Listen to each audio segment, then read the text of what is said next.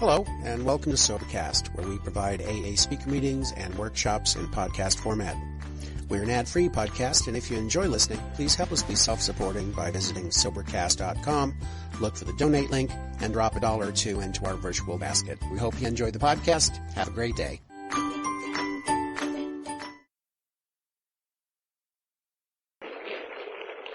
I can't tell you what a privilege and an honor it is to be with men and women such as I spent the last 24 hours. It is incredible to be able to reach out and touch and feel and listen to and be with the people that started this whole deal.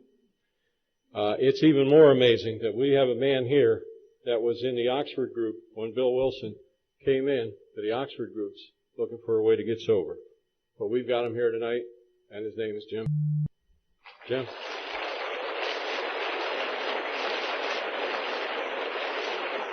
Put these things down here. I want to see everybody. Well, Fred didn't tell you, but you wonder why I knew Bill Wilson.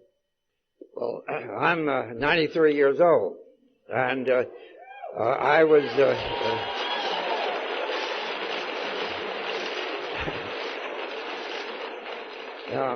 I have to tell you that so that you realize that I was in a position to know Bill.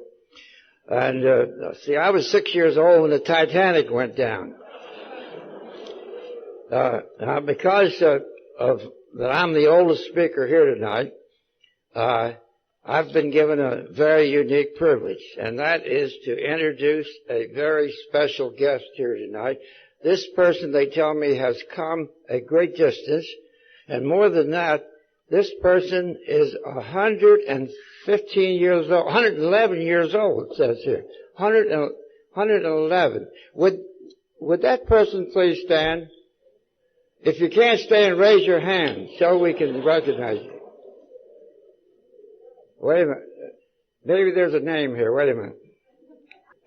I'm sorry, but the person isn't 111 years old. It says they're ill. And,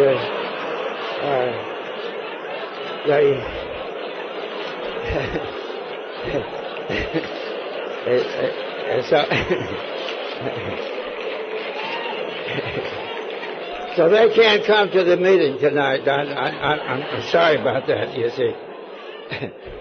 Well, it's one of those things. The other day I was on the way to the airport, and I had a call on my car phone, and it was from my son, and he said, "Where are you?" I said, "I'm on the Beltway."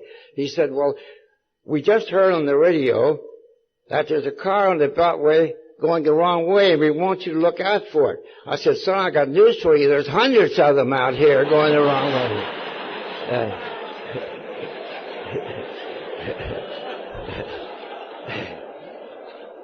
So that's where I am tonight. I want you to fasten your seatbelts now, because I'm going to take you back to a time to a point in time where there was no Oxford group. I mean, no AA meeting. It was all Oxford group. And there was a time when Bill, Dr. Bob, myself, T. Henrietta Sively, Sam Shoemaker, Roland, Abby, all of those people were all in the Oxford group together. There was no AA program. I was in Texas recently, and I said this, and the lady on the first row held up her hand, and she says, "How about Al-Anon?" And I said, "No. There wasn't any Al-Anon either." I told her.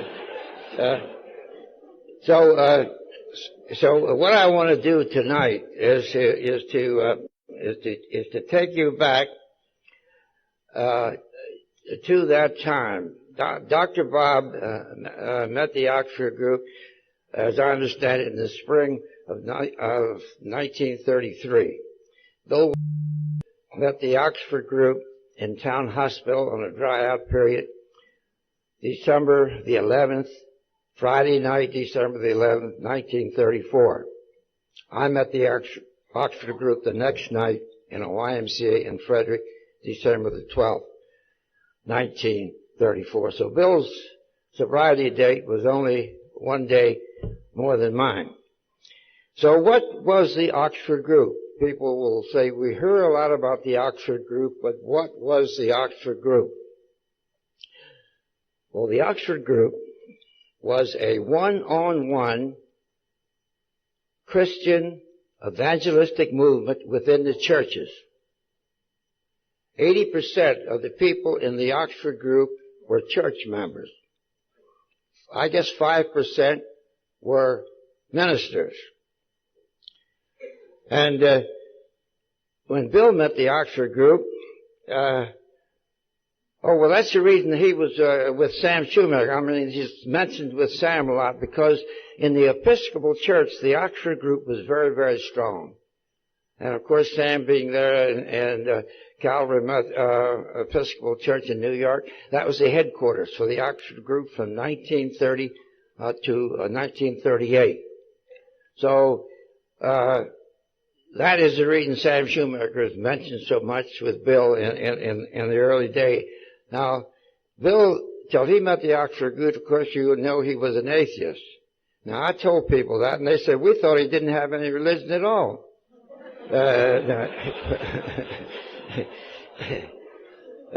But Bill had tried everything else, and nothing worked for him. So when he tried listening to God, when he gave his life to God, this was the last resort. Well, now, you say, well, what was different about the Oxford group? Why was this a revival within the church? We see most people never get beyond the point of their own sobriety. In AA, people in church never get beyond the point of their own conversion. Now, there's nothing wrong with it, but it means that their experience was not multiplied into the life of another person. Now, you have to understand that the Oxford group was a deeply moral and spiritual movement. And many people in the church didn't like it because it challenged them on their living. It was designed to take people into the next step of their Christian life. And keep in mind all the time that all the people we're talking about in the early day were not in AA. They were in the Oxford group. And we all operated the same way. Now, Frank Bookman, the leader of the Oxford group, brought three things to the Christian table. And one was the four standards taken from the Sermon on the Mount. They were absolute honesty, absolute purity, absolute unselfishness, and absolute love. This is what we all faced in the Oxford group. And then he had what they call two-way prayer, where we, in our prayer life, we were taught how to accept the thoughts that we came back into our mind as thoughts coming from God, based on these four things, and our knowledge of the Bible, the things we knew to be right, our conscience. These were all things of setting up these things so that we knew that these things were definite things, and we wrote them down in those days. And the next point was restitution. Bill Wilson in the number 8 in the 12th step, that's amends. He called it amends, putting right what was wrong in your life. And this is what we all did. And so when Bill went into the AA program, 12 steps and all this, he took everything from the Oxford group into the AA program. Now, this was all new to me when I was confronted with this in the YMCA that night. And my life was 180 degrees out of phase with all of this. I started drinking when I was 5 years old. I used to get into my mother's dandelion wine, and I'd fill the bottles up with water then, so that she wouldn't know that I drank them. And then the first day at school, I took a pint of dandelion wine to school with me in my dinner pail. And I was drinking like Coca-Cola. I didn't know any difference, and I liked it. It was sweet. It was sweet, had a nice taste. And I was very disappointed when they took it away from me that day. But see, when I was 12 years old, 1918, we started in what a period was called Prohibition. And we had Prohibition from 1918 to 1933. So most of my serious drinking was done during that period. Well, we said, how did Prohibition come about? Well, the First World War was on then. All the men were away to war, and the women got together and voted with the church people. They voted liquor out of the country. That's the way it happened. That's exactly the way it happened. And you have to understand, it's hard to understand, but realize that there was no place where you could either drink or buy liquor publicly. Everything was underground. It was illegal. People, if you wanted to have a party, you went down in the cellar. And a lot of people had padded cellars where you couldn't hear them. You couldn't hear the noise that was coming out of that. You have to understand that that's the way we were living then. If you wanted to drink, you had two types of drink. You had either rot gut liquor, and then or it was homebrew. Homebrew was a beer that we made in ourselves in the cellar. If you put too much yeast in it, you would pop the tops off the bottles, and nighttime you'd hear these things coming up against the kitchen floor. Against this type of background, I came in touch with the Oxford group, and they began to talk to me about these 4 standards and about the thing of listening to God. And I didn't understand this. And they said, well, they were very patient with me. They said, well, it's someone. They told me a story of the man on the street with a violin case under his arm, and he asked another fellow. He said, how do you get to Carnegie Hall? And the man said, practice, man, practice. So they told me it's a matter of practice. You have to try this, and to me it was a challenge,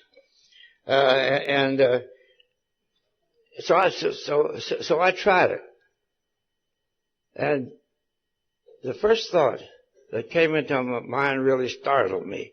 The first thought that came was something that I had done 10 years ago. I had never thought of it once, and humanly I don't think I ever would have, but that was the first thought that came into my mind. And not only the thought about it, but the thought of putting it right. And the thing was that 10 years before that, I had taken a company car Saturday afternoon, picked up a friend, gone to a football game, got drunk on the way, ran into a car, and didn't stop. I came back, fixed up the little damage I had on my car, and then as an extra precaution, I got the man who owned the garage to say that I didn't have the car out. So sure enough, the next week they came to investigate. He said, well, there's a car. He said, not damaged, you can see. And he said, furthermore, he didn't have the car out. So they went away, and everyone had forgotten about the thing. Now, 10 years later, God is telling me to go back and to straighten this out. And which I did. I went back to the company, and they looked up the records, and they said, well, there wasn't any serious. It showed that there was some action there, but nothing serious. So they said, just forget about it. So I was happy about that. And the first thing I began to realize, and I began to get thoughts about dishonesty. I realized that alcohol was not my real problem. That my real problem was dishonesty. And so I worked for a power company at that time, and I got paid a salary, but I worked overtime, and I didn't get paid overtime. So I didn't see anything wrong at all about padding my expense account to get that extra money, which I did. And I had a jumper on my electric meter, and I was second in command of the engineering department. And see, I knew how to fix these meters. I worked in the meter department, and I don't think there's a meter out there now that I can't beat. And I tell this to people, and they say, "Will you show us how to do it?" Well, so then it was a matter of going back then and straightening that up. So this fellow down here has got me on a time schedule, and I have to be careful. I have to be. There's lots of other things I'd like to tell you here tonight, but I want to be sure to stay within this time limit. And so I began to realize that there was something in this Oxford group, and I began to see that this went way, way beyond personal salvation. Is that Bookman had an instrument here by which people's lives could be used to bring something new into other people's lives. And I realized that there were many ways in which a person could become a good person, but in many cases the person is good for nothing. Now I mean by that, how do you merchandise all this goodness that you get? You can practice being good, but how do you do this? But Bookman had a way, an outlet for us to take this into the lives of other people. Now,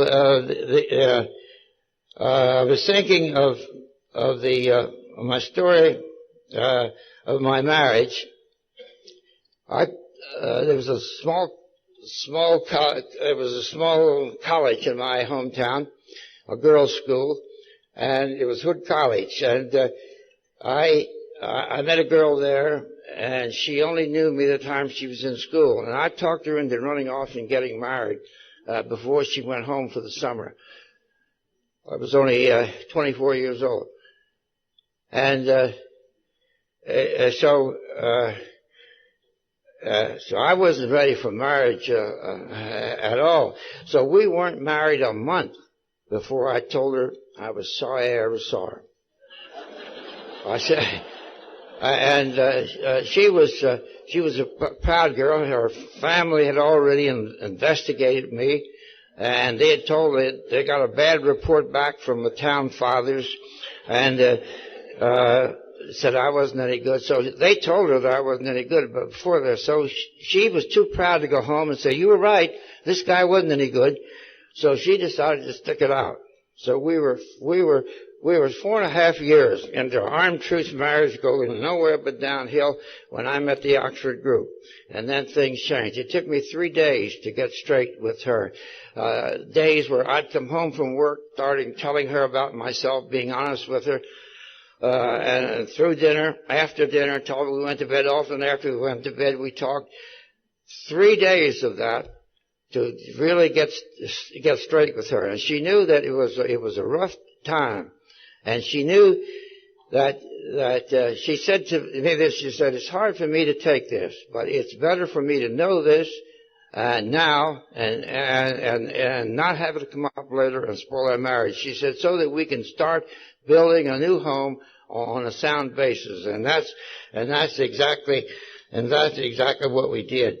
Now, I met Bill Wilson in 1935 in the YMCA, and Francis Scott Key. Bill came to our meetings there. He came to visit people in the area, and for a weekend, and he heard we were having meetings. He came in, and the first thing he said to me, "Are you going to have any drunks here tonight?" And I said, "Well, I don't know, Bill," but he was absolutely obsessed with taking taking what he had found in the Oxford group into the AA program. He went to Sam Schumacher, Frank Bookman in 1937 and said, "I think I should give myself to alcoholics." And Frank said, "If that's the biggest thing you see for your life, Bill, go and do it." But he said, "Remember, we're dealing with alcoholic nations." So Bill left to work in 1937, and taking all of the principles. If you read the big book, it's just like reading Oxford group material. Bill's idea was, if it ain't broke, don't fix it. So he took everything in there, and so that's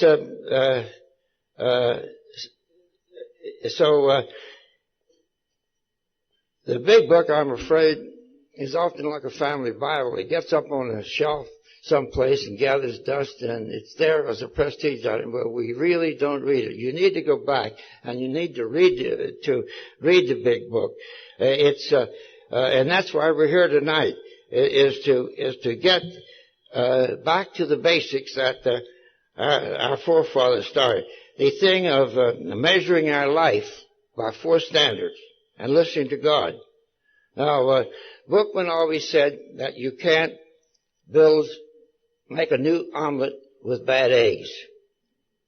And he used to caution us that we said, well, we're just small people. He said, remember that big doors swing on little hinges. And he said, don't fight the problem, live the answer.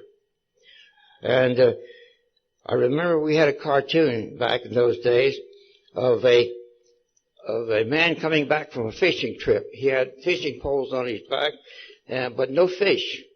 And he said he hadn't caught any fish, but he had influenced a lot of them.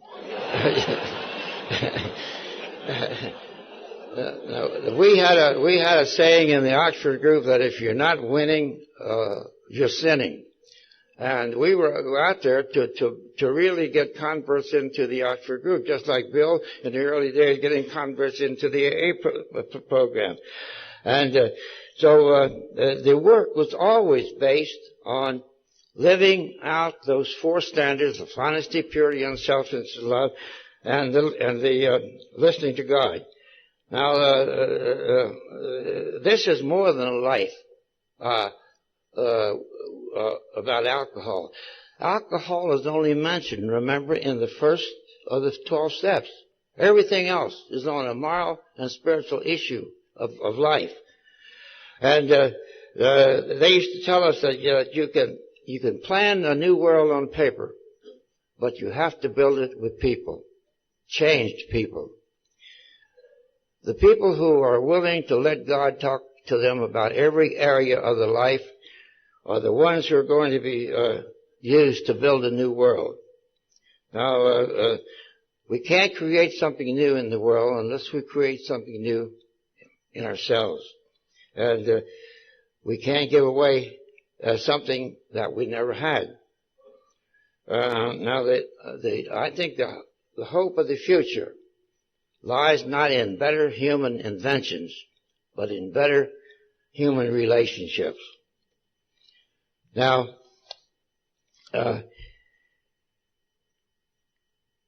this brings us to a point in our life where we have to evaluate our own life. Now, I would like to read to you tonight a letter there was a fellow in the Second World War who had the thought from God to write home. He had a premonition that he was going to get killed. And he wrote incessantly inspiring letters. And I want you to read I want you to read the last letter that he wrote home, and it's this. He said, suppose we as a nation find again the faith our fathers knew. Suppose our homes again become the nation's strength, our schools the centers of true learning and good citizenship, our farms and factories the pattern of unity, integrity, and national service.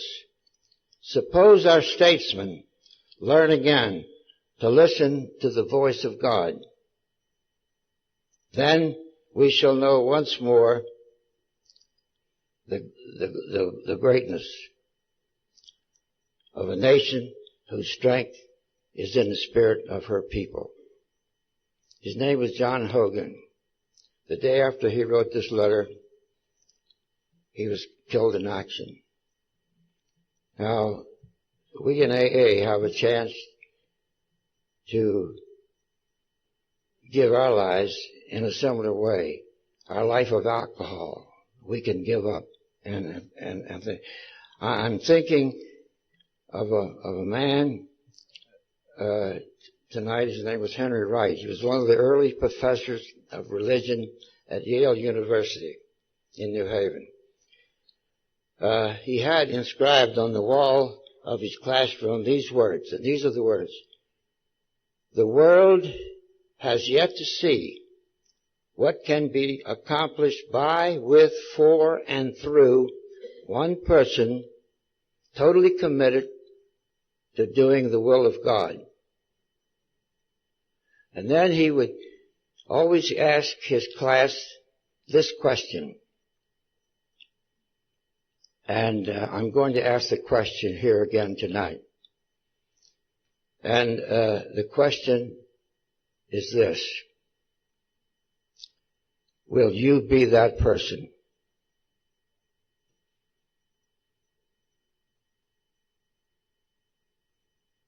Thank you.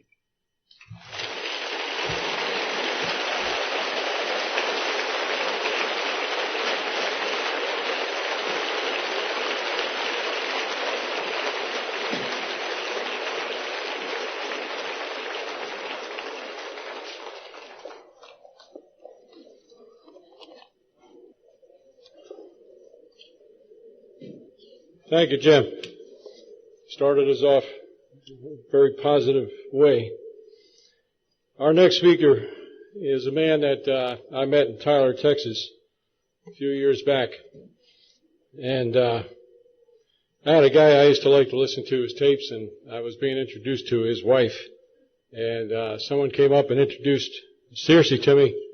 And they said, this is Searcy. He was Debbie's sponsor.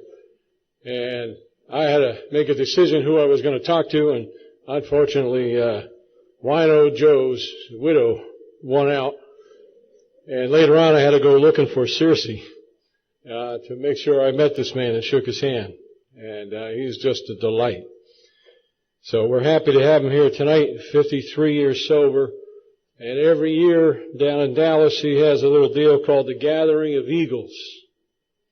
And if you've got 40 years plus of sobriety, you can show up there on Sunday morning and speak. Last year, I think I had the total. Searcy told me that that particular convention, they had 6,000 years of sobriety. So here he is, Searcy W.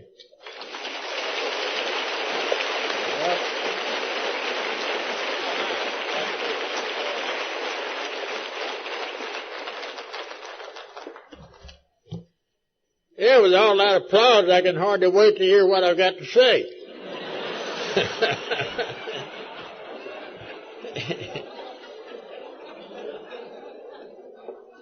You know, the mind can absorb in about as much as the rear end can stand. Let's stand up just a minute and rest our rear ends. Just stand up just a second. Come on.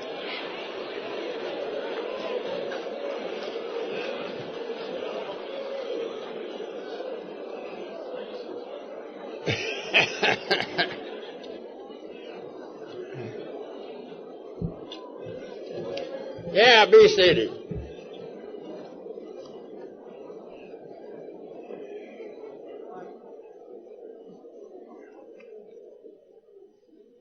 Yeah, my name is Cersei, and I'm an alcoholic.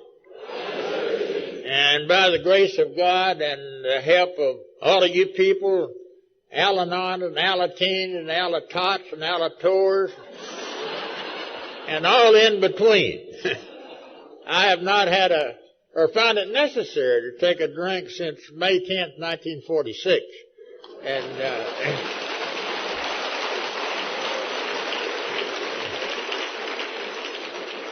And the only reason I mention the length of my sobriety is because I'm damn proud of it. That's the only reason I talk about it. We're gathered here because we're faced with the fact that we're powerless over alcohol and our lives are unmanageable. But with the help of God, they are manageable.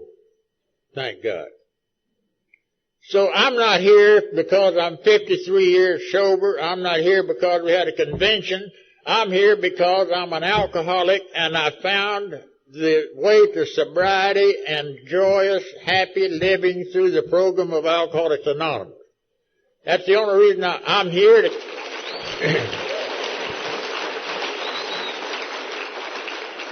I'm here, if it's possible, to carry this message to those who still suffer. And if we ever forget where our primary purpose is, we're a lost cause. Our primary purpose is to stay sober and help somebody else stay sober. Right? And as far as I'm concerned, that's the end. You know, Carl Sandburg said one time, whenever a society or civilization perishes, there is always one condition present. They forgot where they came from. And we're here to celebrate the 60th birthday of the writing of the big book and the publishing of the big book. And like Bob said, you know, I'm so glad we have the big book, and I'm so glad that old Rockefeller, when Bill needed some money to print the big book with, he turned him down. He said, the only way I can hurt this thing is to give it money. And like Bob often said, we talk about, imagine if Rockefeller had given those 100 first members of Alcoholics Anonymous $1 million, that'd have been $100,000 each, and we wouldn't have any AA.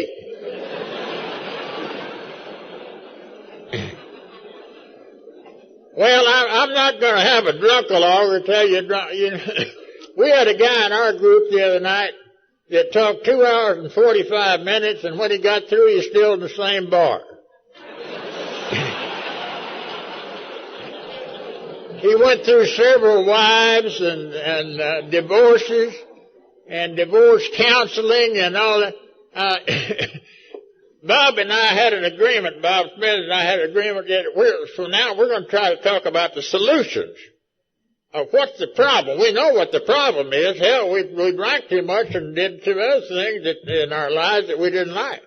And that's the problem. But the solution is, that I found, is through the program of Alcoholics Anonymous and you people. Yeah, that's where I found it. So, I'm going to tell you a little bit, though, about myself. You know, I've got some good measurements. These are not my measurements of my body. I'm 89 years old. I've been married to the same woman for 65 years. I've been sober 53 years.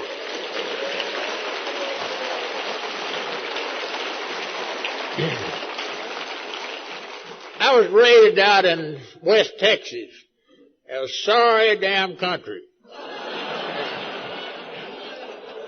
And I was raised on a farm. And it was a sorry damn farm, too, I'll tell you. There were 7 of we children in my family, and I did not inherit alcoholism, I'll tell you that. My father, mother, grandfather, nobody in my family ever had the problem of drinking until I came along. And I had 2 brothers in Alcoholics Anonymous, and one of them sober 35 years, died. The other one was 28 years, and he died. But it did not run in I did not inherit alcoholism. I developed alcoholism in the process of, because I have an X factor in my life, whatever the hell that is, I don't care. but you add alcohol to it in large doses over a various period of time, and you cross that line into compulsive pathological drinking. And that's the only kind of drinking that's a disease to me. So I finally got to leave that farm, and I had an old land up in Stanford, Texas. I'm getting in a bigger town now, about 1,500. And I finished high school there, and I'd played a lot of sandlot baseball, and I had a contract when I finished high school to go to Midland, Texas, in the oil field. They were developing the oil field in West Texas, and a lot of oil out there, and a lot of money. And they would hire people to play, like guys myself, play baseball, but we had to work, we had to have a job. And so I went out there to play with this baseball team. And they made me work for a large motor company out there. And I worked on everything in that motor company. They taught me how to do these things, you know. A kid like me off the farm, I didn't know how to do anything except chop cotton or something like that. However, back to my father and mother, I learned some things from them that stayed with me, and they were the cause of me eventually recognizing that there is a power greater than I am, and that's God. My dad used to have prayer meeting on Sunday night, and he and my mother would get on their knees and pray. I thought it was kind of silly, but I heard him pray for our neighbors that I knew damn well he didn't like.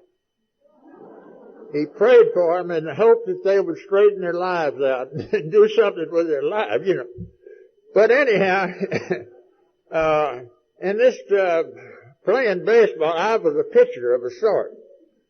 And this is semi-pro ball now. And our baseball manager, you know, I never did like to drink with a sorry drinker. I don't know about you. I'd like to drink with somebody, just drink and drink and drink, puke it up and drink some more. These people that say you like my wife, you know, she'll drink a grasshopper. Whatever the hell that is, I don't know. But she'll sip on it and we'll finish eating and it's still sitting there. It's a damn waste of money, you know. I like to drink it down. We had a guy named Red Hill that was our third baseman. And Red was a sorry drinker. He would drink 2 or 3 drinks and just pass out. He couldn't handle alcohol at all. Nothing like me. Nothing like. Well, our baseball manager was Doc Ellis, and Doc had a funeral parlor. And every Sunday night after the baseball game, we'd go to the funeral parlor and drink home brew and act silly. And like all drunks do, you know. And this night, at the funeral parlor, old Red had about 2 or 3 beers. We drank home brew then. And I know most of you don't know what home brew is, but it's some kind of macaroni and cheese or something fermented that'll make you drunk. Red had a couple of bottles of beer and passed out. And we were disgusted, we who could handle alcohol, with Red. And so after a while, we decided we'd teach him a lesson. And we picked him up and put him in a casket.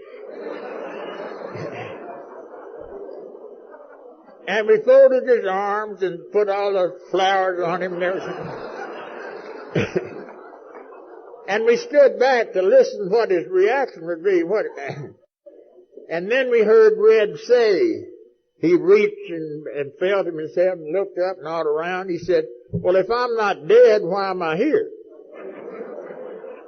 And if I am dead, why do I have to go to the bathroom?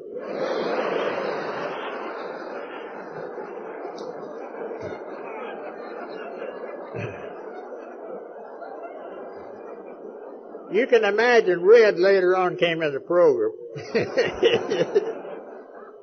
Well, we played baseball. We didn't have big stadiums like you did, like the John Stadium and all those. No, we played out, that's a ranch country, and we played out in a cow pasture. And if you knocked a home run, you'd have to hit it a mile to go over one of those fences, you know, out there. But, in that cow pasture, what ended my career one time, I slid into what I thought was third base. And I quit playing baseball. They gave me a job with this motor company, and I did well with it. And they promoted me to manager and general manager. We had everything from Abilene, Texas to El Paso, about 600 miles, distributors for Dodge trucks. And in those days, you don't know I see your smog here, but you don't know, that doesn't compare to the sandstorms in West Texas. Those clouds of dirt and dust would come into West Texas and it would tear up a motor on an automobile. So Chrysler put an oil filter on. He smarted them out. And we sold the hell out of those Dodge, those oil companies, big oil companies, pipeline companies bought them.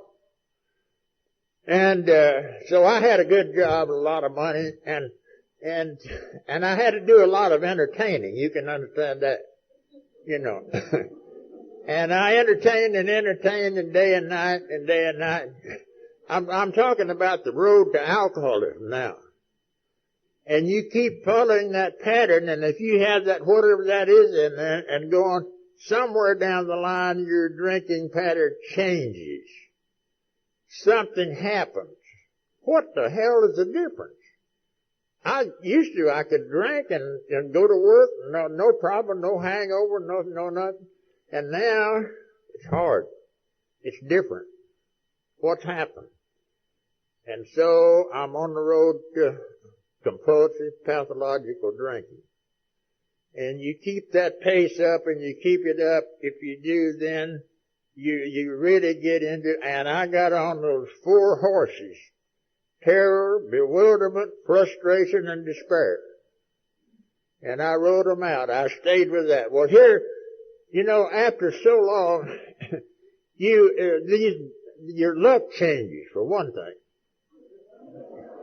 Do you ever notice how your luck changes when you get to where you can? I started working for a narrow-minded employer.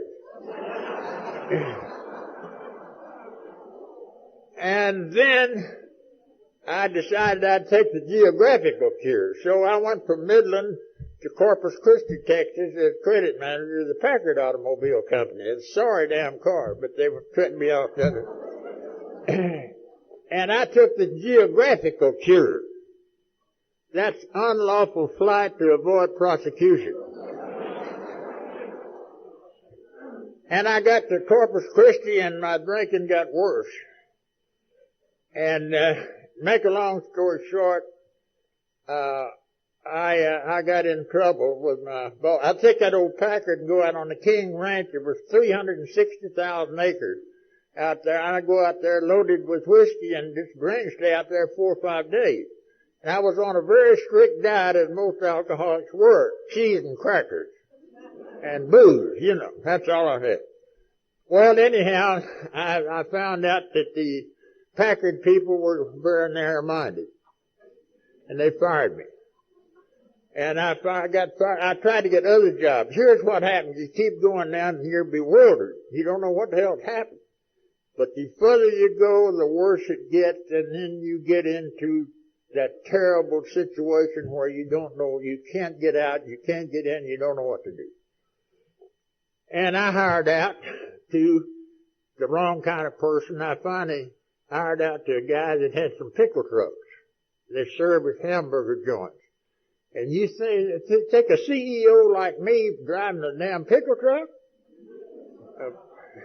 A big shot like me driving, oh my God. So I got out of the city to drive this truck, and on the way to Mexico, we stopped at a hamburger joint, and they were closed. We went on to Mexico, another drunk with me. And I traded that load of pickles and onions for booze. And came back, and, you know, I found out the police were narrow-minded. They put me in jail. My brother bailed me out, and I went to Dallas. And I went to work at a defense plant out in Dallas. And we alcoholics are pretty sharp, you know. We know phonies when we see them. And they put me studying time out there, what these people were doing with their time. And I discovered in my very way of looking into their time that a lot of them we were going to lose the World War II, if we didn't get something done. So I volunteered to go in the service. And boy, that's a mistake. When you're 33 years old, you've been sober about 20 years, been drunk 20 years, and you're out of gas, and you're out there trying to do basic training. Believe me, you better watch out. I wound out in some terrible places, a terrible time. I went in the service, and they sent me to Cheyenne, Wyoming, the most terrible place in the world. And I stayed there 11 months, and I didn't do any drinking in basic training because I couldn't breathe. And when I got out of there, I went back to Dallas, Texas, and immediately they hired me for 5 states with Electric Autolite Company out of Toledo. And they moved me to Lubbock, Texas. And I went out there. They knew I had a drinking problem, but they didn't know how bad it was, really. Anyhow, on a day there, and I was traveling with my salesman, the distributor salesman, and we were in a little town, Odessa, Texas, out there. And I had to have a drink. I was about to die. And I told this guy that his car broke down, I said, I'm going to the hotel while you're having the car fixed. And on the way, you see, an alcoholic's smart. I knew there was a liquor store between there and downtown. So I went and got me a pint of whiskey. And I ran into an old drinking buddy of mine, Bob Skimmerhorn, who I had done a lot of drinking. He was a sorry drinker too, but he had a lot of money. And and I ran short. I know none of you ever did, but I ran short of money a few times, now and then. Well, I'd steal his money, and he'd pass out, and I'd steal his money, and I'd just stay drunk. It kept me drunk about 10 years. But I ran into Bob, and I hadn't seen him in some time, and I said, let's go have a drink, I'm about to die. And he said, I'll go with you. We went up the room, and we talked a little. And he said, I'm not drinking today, but you need a drink. You're in bad shape. Go on, drink, have you a few drinks. And I asked him what kind of venereal disease he had. You know, it must be something. I'd never seen him turn a drink down. Never. Well, anyhow, he said, here's what happened. I'd get up and drive at night and drink. And in front of the airport, where the old airport is now, he said, I ran into a carload of ladies and 3 of them were killed. And you can imagine the anguish, my mother, and the problems we've had, and the anguish of having killed somebody drunk. It was the most terrible thing you ever heard of. And he said, I found a bunch of guys there in Dallas, and we meet and together, and I found a way not to drink. And I've been sober 10 months. And I said, my God, that's impossible. No way he could stay sober 10 months. But anyhow, he said, I'll send you this book. I want you to read it. It's a big book, and wherever you'll be next week. No, he said, I'll send it to you home. I said, don't send it there. My wife thinks I got a drinking problem. And he sent it to Amarillo, Texas, in the hotel. And I was drunk. And you know, I had that big book, and I thumbed through it 500 times. Never did read it, but I stayed drunk. Isn't that amazing? I never did read it. I didn't know what was in it. But I took it home, hid it from my wife, I thought, and she read it and put it back. And waited. She said, that sounds good, but he'll never do that. Well, anyhow, Bob told me on that occasion, when you go as far as you can go, you can't go another step. You call me. Come to see me. I'll try to help you. You need some help. And so, I lost that job in November. Another narrow-minded employer. And And I stayed drunk every day from the latter part of November 45 till April of 46. And that moment of clarity came. When that sunlight of the Spirit, something happened. And it said, you better go look up Bob. You've gone as far as you can go. And I got on the plane, went to Dallas, and Bob was out of the city, so I got some more drunks. And we got drunk, stayed drunk until Saturday, and he came and took me in an ambulance out to a drying out joint. We didn't have recovery centers like we do now. But I was there, and they would give us an ounce of whiskey every 4 hours. And I'd been drinking a pint every 4 hours. So you can imagine how much good that was doing. This old Irishman in there said, listen, sir, if you will, in the morning turn that drink down, and that'll be today. And if you turn that, and if you don't ever take a drink today, you'll never take another drink. I said, well, I'll be damned, now you tell me. I turned that drink down, and for some unknown reason, I didn't need a drink. I don't know why, I'd always had to have a drink. But they took me to AA, and we went downtown Dallas to 912 and a half Man Park in front of a liquor store. And then I knew AA had worked. You know, when they told me to take me to AA and park in front of the liquor store, that'd work. That'd be all right. Well, we went upstairs, and there were 10 guys in there, all happy, joyous, and free, and they were members of Alcoholics Anonymous. And here is where God intervenes and helps sometimes. There was only one guy in all those 10 that could have done what he did and show me a way that I did not have to drink on a daily basis. He took me to the 12 steps. There were no 12 positions in. He took me to the step and said, do you believe in God? I said, yes, I believe in. He said, I want you to commit in the morning before you get up I don't want your promises, your proposition, a commitment to God that you will not take a drink just for 24 hours. And he gave me the solution, and there were only 4 members of Alcoholics Anonymous between Fort Worth, Texas, and Phoenix, Arizona, 1,500 miles, not a group. And there were only 4 members. Well, finally, we developed some groups, and by going back and forth to Dallas, AA had just begun in that country. And so we had groups, they mushroomed, and all of a sudden we had a lot of groups, and the thing was working, and AA was working good. And Bill Wilson would come to Texas and help us down there get some groups to where it's a lonely thing when you don't have a group to have people. That's the reason I need you people. So as we went along, in those groups, we formed clubs.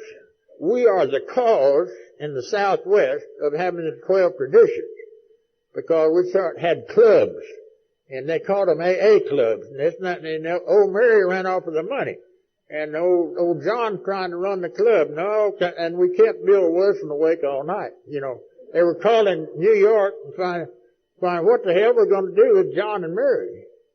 And so Bill would come to Texas. And then in 1948, Bill came to Amarillo, Texas. We had about 25 people gathered in Lubbock, Texas. They came to Amarillo, and we got in the plane and went, and he pulled out some notes. And he said, I want you to read these and see what you think about them. And then I read them over carefully, and I said, Bill, this is all right for you Yankees, all right? But we don't need it down here. We love each other. Oh, how we love each other. What it was the 12 traditions. Aren't you glad I didn't start this thing? Well, anyhow, Bill was there. Many trips, Bill came to visit with us and showed us how to solve these situations and what to do about it. And so anyhow, Bill sent me off to Yale School on alcohol studies after I raised hell with him so long and asked him so many questions. And I went there and got all this knowledge and came home, and I was going to save everybody. And so after a while, after a couple of years, Dr. Jelinek hired me, and they brought the Yale School on Alcohol Studies to Fort Worth, TCU. And then after a while, they hired another guy and myself to do educational work to establish local committees for education on alcoholism and so forth. And to make a long story short, I think we spread the disease pretty good. After a while, then Dr. Jelinek became ill. Dr. Jelinek was a scientist, and he came from South America to head the Yale School at New Haven. And we were riding along one day, and I said, Bunky, you're a banana scientist, and then you go to alcohol. How in the hell do you go from bananas to alcohol? He said, they're just alike. They get away from the bunch and get peeled. And so anyhow, there came a time Dr. Jelinek became ill, and he said the greatest need we have is some hospitals where an alcoholic can go into and sober up and go into AA and stay sober. And so we started some hospitals.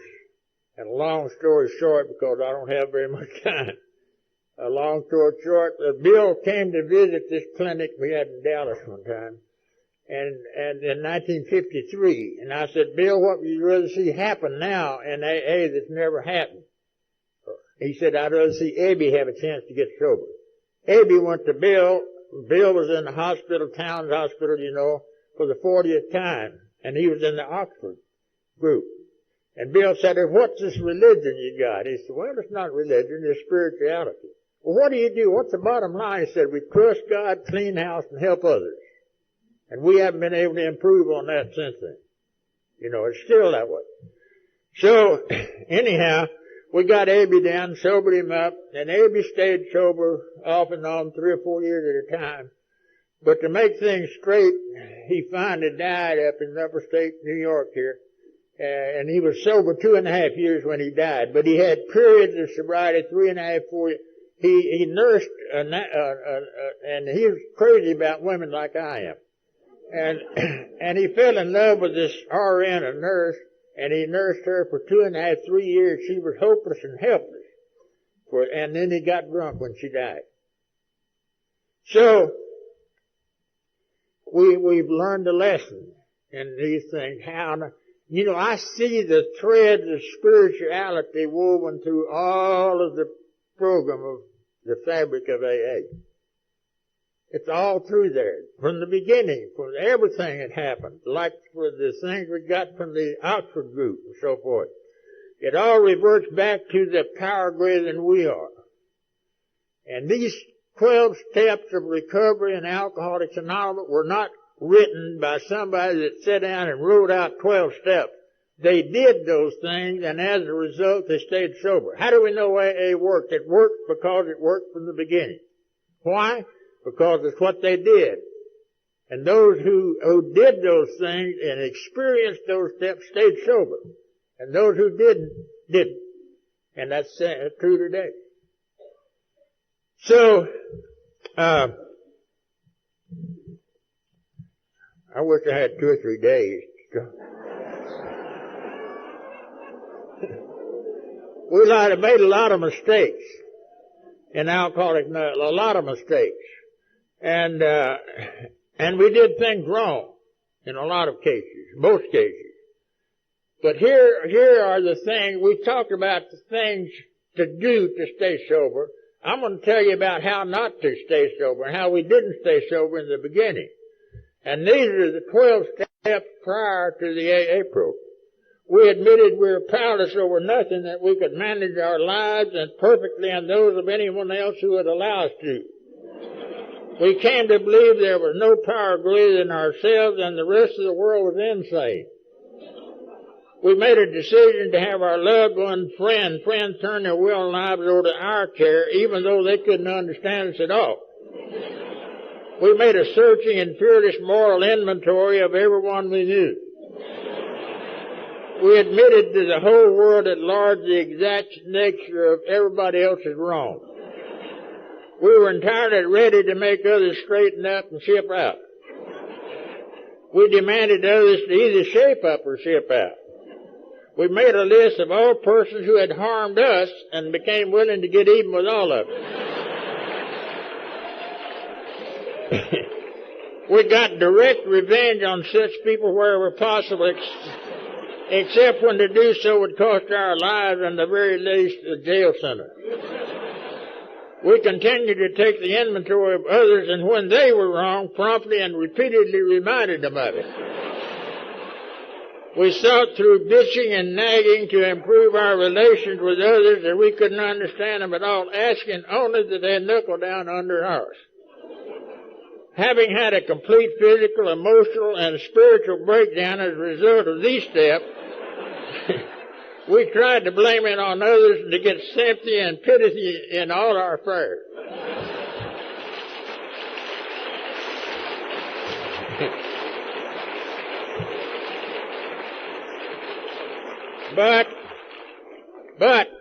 Yeah, I know it. But I've got to read that. We had early promises, too. And Fred almost stole my thunder out of my book. Here are the early promises. You'll know your full name and address. You'll be able to shave yourself. You'll be able to dress and undress yourself at the appropriate time and places. You will at all times know the city, state, and country you're in. You will routinely be able to find matching socks. You'll be able to smoke if you wish without burning the holes in the clothes or furniture. You'll lose the fear of food. You will spend less time in the bathroom. You'll be able to walk a straight line and pass the balloon test. You'll lose the fear of police cars in your rearview mirror. You'll be able to answer the doorbell without looking through the keyhole first. You'll realize what a mess you've been and thank God for AA and Al-Anon. All that, those are the problem now, the reward. These are the real rewards. And you can put your zero up then. These are the real rewards. Faith instead of despair. Courage instead of fear. Hope instead of desperation. Peace of mind instead of confusion. Real friendship instead of loneliness. Self-respect instead of self-contempt. Self-confidence instead of helplessness. A clean conscience instead of a sense of guilt.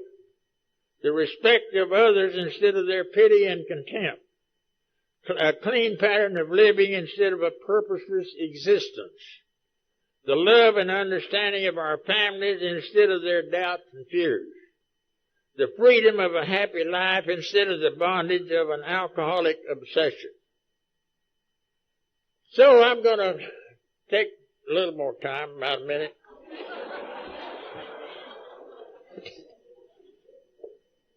I know I spoke over in England their 50th anniversary over there in 1997, and they talked 20 minutes over there. And that's the maximum. Nobody ever talked over, no matter who you are, you know. And so I barely got to introduce myself over there. But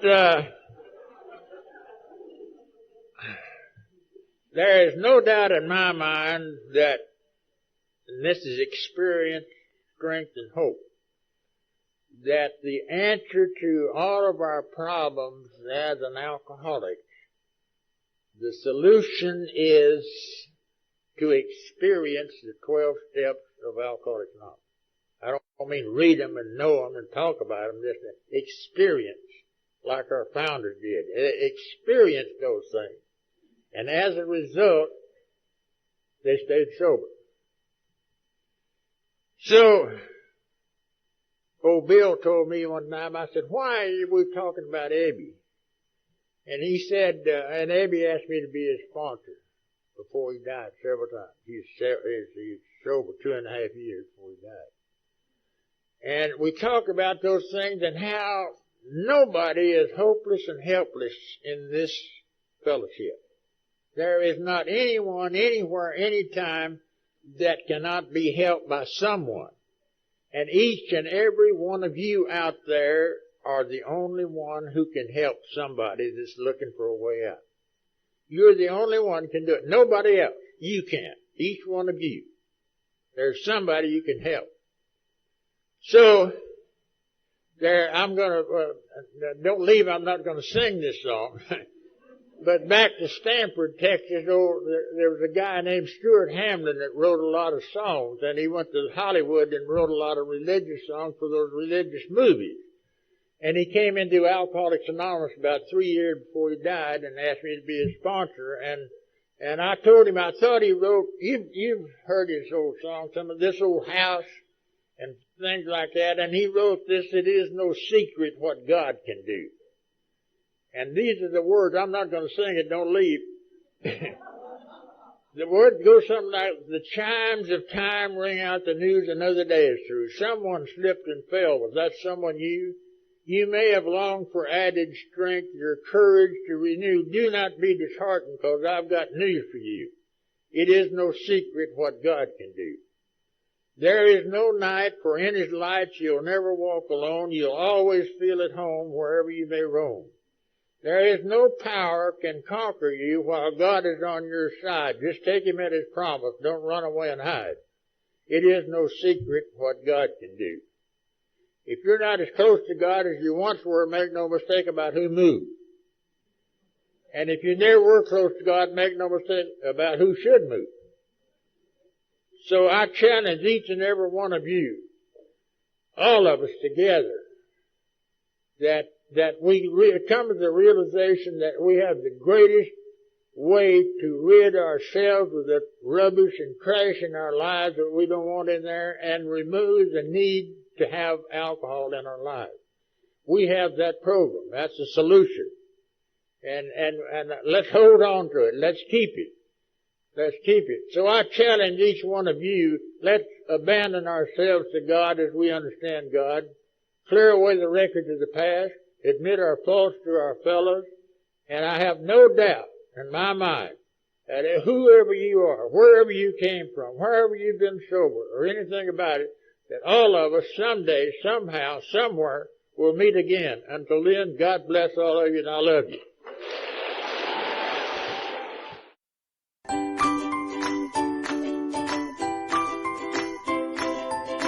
Thanks for listening. I hope you enjoyed the podcast. Sobercast is ad-free, and we'd like your help in order to keep it that way. So if you'd like to help us be self-supporting by pledging $1 or $2 a month, visit Sobercast.com and look for the donate links. Thank you very much.